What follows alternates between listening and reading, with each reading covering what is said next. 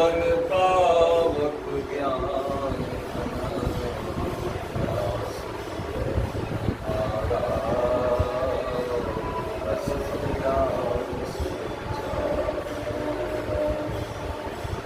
श्री गुरु चरण सरोज रज निज मन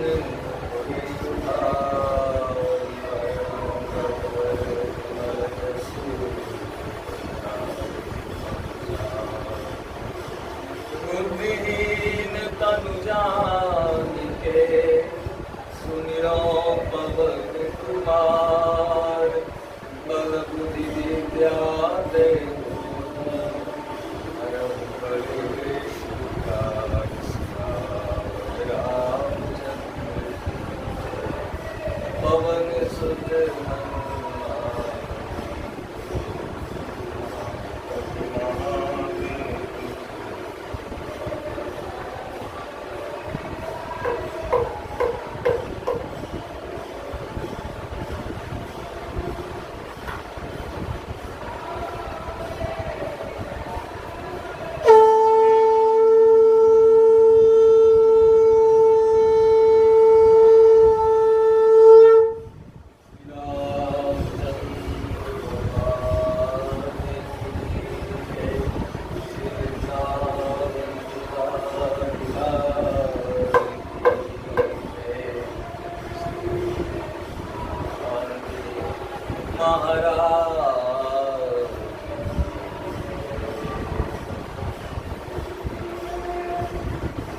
The secret of happiness.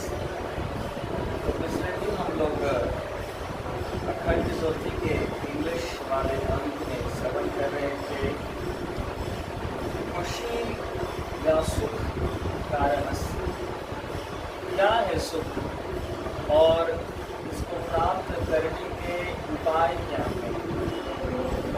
तो कल हम लोगों ने सुना कि कोई वस्तु के पीछे भागते रहता है सुख की ओर में और कोई है कि व्यक्ति के पीछे भागता है सुख की ओर में। कोई किसी खास परिस्थिति की मांग करता है कि ऐसा हो जाए वैसा हो जाए तब हम सुख को जिए, लेकिन ये सब गम और जब ये परिस्थिति आ जाती है उसके बाद ही जब सुख नहीं मिलता है संतुष्टि नहीं होती है तब उसको पता चलता है नहीं वस्तु में अथवा व्यक्ति में अथवा परिस्थिति विशेष में है किसमें सुख।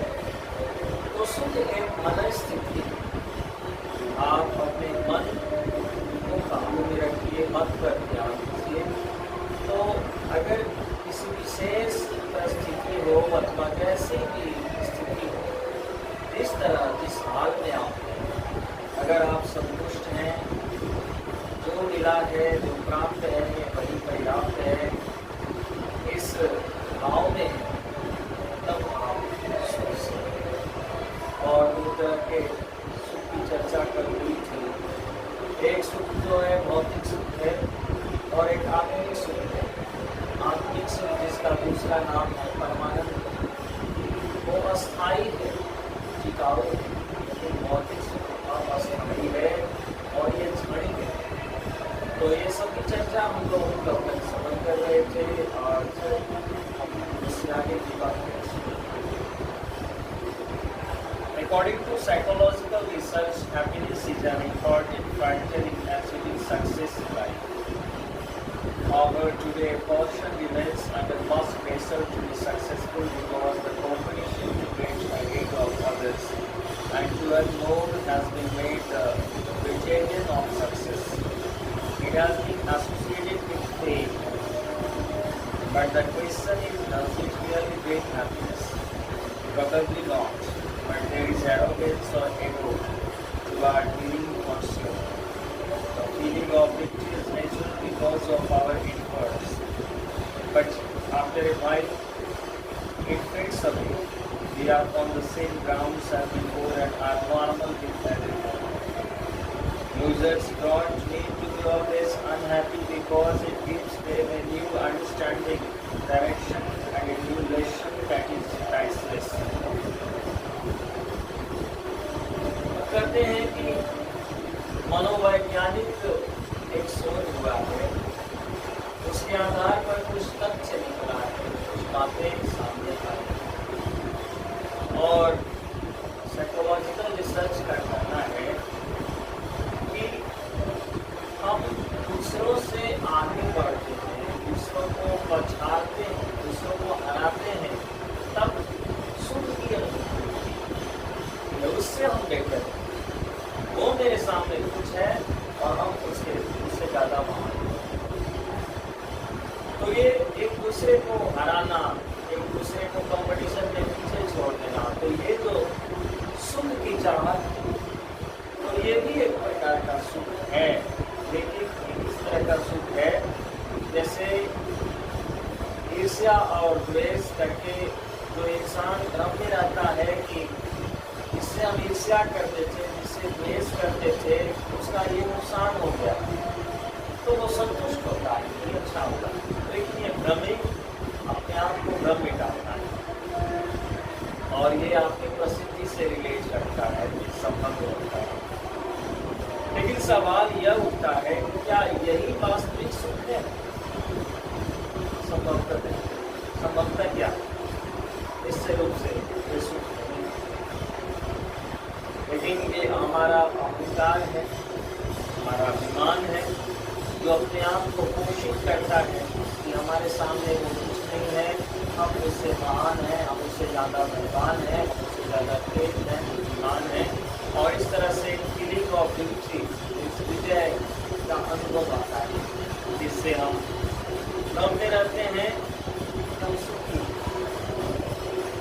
लेकिन ये सुख नहीं समझना चाहिए, और सुख जो है कुछ और ही चीज़ है। The joy of victory may be momentary, but the happiness of understanding of failure lasts long, and its effect lasts even longer. Similarly, after basic needs are fulfilled, it is not necessary that more money or fame will give you more happiness. अब कहते हैं कि एक आदमी जो हारता है वो भी हमेशा दुखी नहीं रहता। हाँ, जिस समय उसकी हार हुई है उस समय तो उसका चेहरा उदास रहता है, लेकिन वो उदासी कायम रहेगी उसके जीवन में, तो उदासी समय के साथ खत्म हो जाती है, क्योंकि इससे एक समझ विकसित होती है, इससे एक दिशा मिलती है, एक सीख मिलती है कि आखिर हमारे हार का कारण क्या है। जब उस पर विश्लेषण किया जाता है, मूल्यांकन किया जाता है, तो बहुत सारी बातें सामने आती हैं और फिर अपने आप में सुधार होता है। तो हार भी क्षणिक है, हार का दुख भी क्षणिक है, और जीत का सुख भी क्षणिक है, दोनों ही टिकाऊ है। क्या तो टिकाऊ है जो आपको समझ आए, एक हार से जो सीख मिली अथवा सुख मिला, तो सुख से जो ज्ञान मिला, इससे सुख कैसे आया, इसके अनुदान से आया, और कौन सी मेहनत का ये है, कौन सी भूमिका हमारी है इसमें, तो ये जो समझ रहती है वो पक्की, वो अस्थायी लगने वाली। और ये कोई ज़रूरी नहीं है कि हमारा मूलभूत आवश्यकता अगर पूरी हो गई, हमें मनी मिल गया, पैसे मिल गए, ख्याति मिल गई, तो आप ज़्यादा सुखी हो गए, ये भी नहीं। If you know the art of being happy, all the accomplishments attained in every area of life the whole thing, अगर आप सुखी रहने की कला जान जाते हैं, तो फिर जो भी उपलब्धि होती है या जो भी संपूर्णता आपके जीवन में आती है, वो आपके लिए सार्थक हो जाती है, किसी उस मैसेज को देता है। When we try to be happy, questions arise in our mind. How can we be satisfied?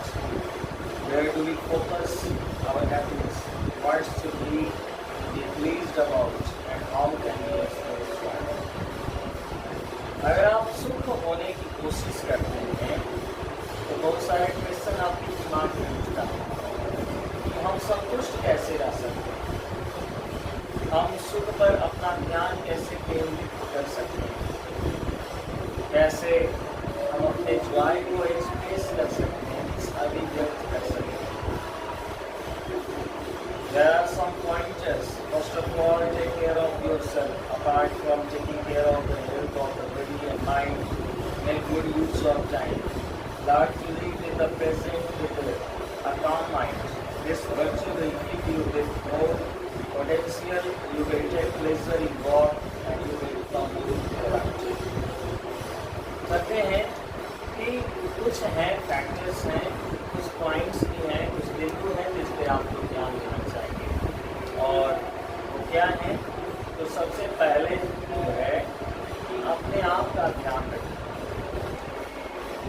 अपने स्वास्थ्य पर ध्यान रखें, अपने शरीर पर ध्यान रखें और अपने मन पर भी ध्यान रखें। समय का सदुपयोग करें। आप वर्तमान में जीने की कोशिश करें, ना ही भूत में ना भविष्य में, वर्तमान में जीने, क्योंकि भूत जो है बीत गया। अब उस पर आंसू बहाने से कोई फायदा नहीं, तो बीत गया, खत्म। भविष्य भी आया नहीं है। अगर वर्तमान का आप एकदम अच्छे तरह से उपयोग करते हैं तो आपका जो आने वाला भविष्य है वो भी ठीक है। वर्तमान सही है तो भविष्य सही है। वर्तमान ही अगर आप दुरुपयोग से इसको नष्ट करते जा रहे हैं, समय नष्ट करते हैं, तो फिर ये निश्चय है, निश्चित है कि आपका भविष्य ठीक नहीं है, क्योंकि वर्तमान आपका ठीक है। तो वर्तमान में जी But to live in the present with a calm mind, with a sound demand से रहना सीखें। This virtue will fill you with more potential, you will take pleasure in God and you will become more productive। ये जो सद्गुण है इससे आप ज़्यादा आनंदित रह पाएंगे और आप ज़्यादा क्रिएटिव रहेंगे, सृजनात्मक आपका जीवन हो जाएगा, कुछ इनोवेटिव आइडिया आपको आएगा। Remember that we are not alike.